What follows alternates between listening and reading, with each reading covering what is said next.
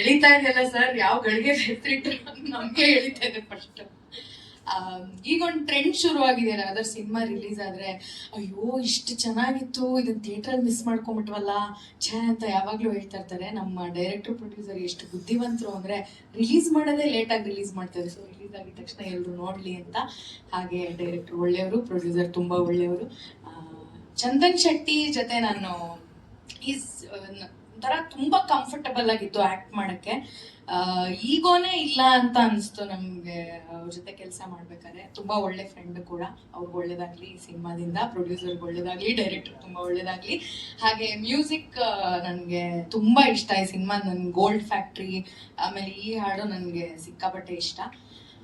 ನಿಮ್ಗೂ ಇಷ್ಟ ಆಗಿದೆ, ಆಗತ್ತೆ ಅಂತ ನಂಬಿದೀನಿ. ಧನ್ಯವಾದಗಳು. ಹಾ, ಅವಾಗ ಶುರು ಮಾಡಿದ್ದಣ್ಣ, ಅಂಬೆಗಾಲ್ ಇಟ್ಕೊಂಡ್ ಬರ್ತಾ ಇದ್ದೆ.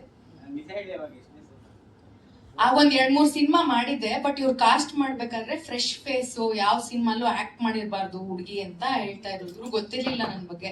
ಆಡಿಷನ್ಗೆ ಹೋದಾಗ ಒಂದ್ 50 ಸಲ ಹೇಳ್ತಾ ಇದ್ರು, ನಾನು ಹೊಸ ಹುಡುಗಿನೇ ತಗೊಬೇಕು ಅಂತಿದೀನಿ ಕಂದ, ನಾನ್ ಪುಟಿ, ನಾನು ಹೊಸ ಹುಡುಗಿನ ತಗೊಬೇಕು. ಸರ್ ನಾನು ಹೊಸ ಹುಡುಗಿನೇ ಸರ್, ನಾನು ಯಾವ ಸಿನಿಮಾನು ಮಾಡಿಲ್ಲ. ಯಾಕಂದ್ರೆ ತುಂಬಾ ಚೆನ್ನಾಗಿತ್ತು ಕತೆ, ನನ್ನ ಪಾತ್ರನೂ ನನಗೆ ತುಂಬಾ ಇಷ್ಟ ಆಗಿತ್ತು. ನನ್ನ ರಿಯಲ್ ಲೈಫಲ್ಲಿ ನಾನು ಹೇಗಿದ್ದೀನಿ ತುಂಬಾ ಕ್ಲೋಸ್ ಇದೆ ನಟನೆ ಮಾಡಿರೋ ಪಾತ್ರ.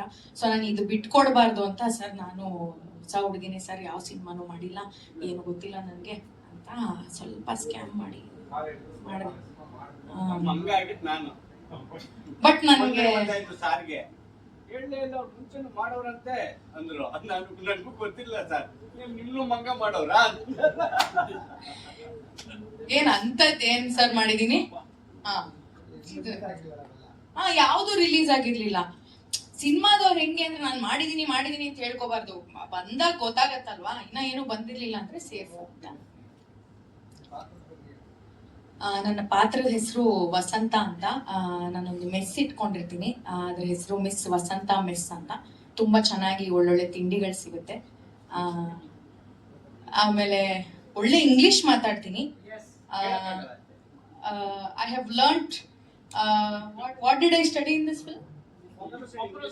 Pampnosali University I have studied, and I speak good English in my village only. I only know English. That's all I know. ಧನ್ಯವಾದಗಳು. Thank you.